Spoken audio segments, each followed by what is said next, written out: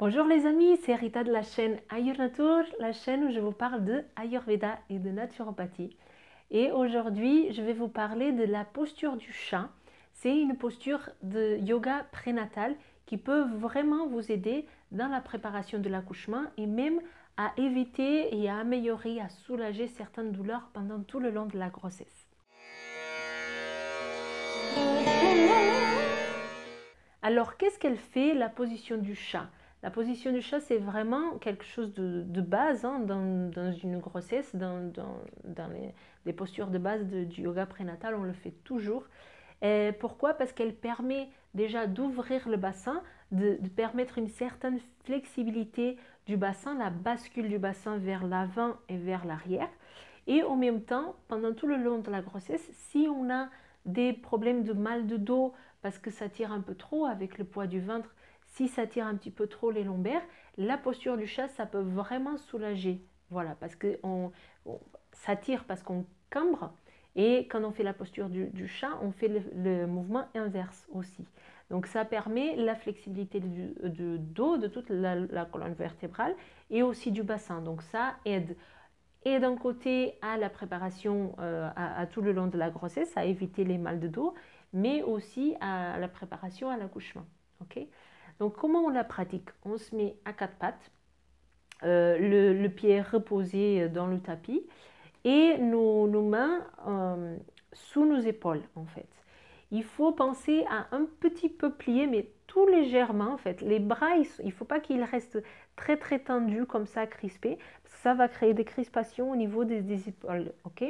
Donc l'idée c'est de faire tout en souplesse. Donc vous pliez, mais à peine un peu comme ça. Vous n'allez presque pas voir dans la vidéo démonstrative.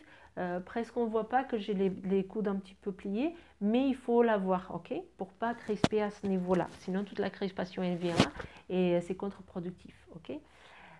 Donc après, qu'est-ce qu'on fait? On va faire un mouvement qui va partir vraiment du bassin. C'est-à-dire, à l'inspire, on va cambrer le dos, donc on va faire vers la tête vers l'avant et le coccyx vers le haut aussi, vers le ciel.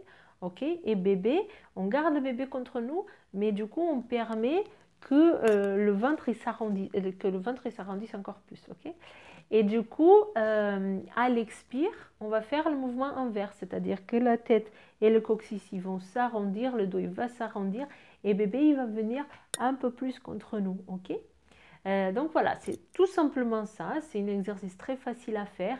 Si jamais vous avez mal aux genoux, les genoux ils doivent être écartés à la largeur des hanches aussi.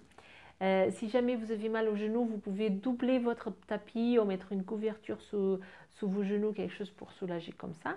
Mais voilà, c'est un exercice très facile et vraiment, si vous pouvez faire tous les jours, tout le long de la grossesse, ça va vraiment, vraiment vous aider. Moi, je vois les résultats là maintenant à la fin de ma grossesse.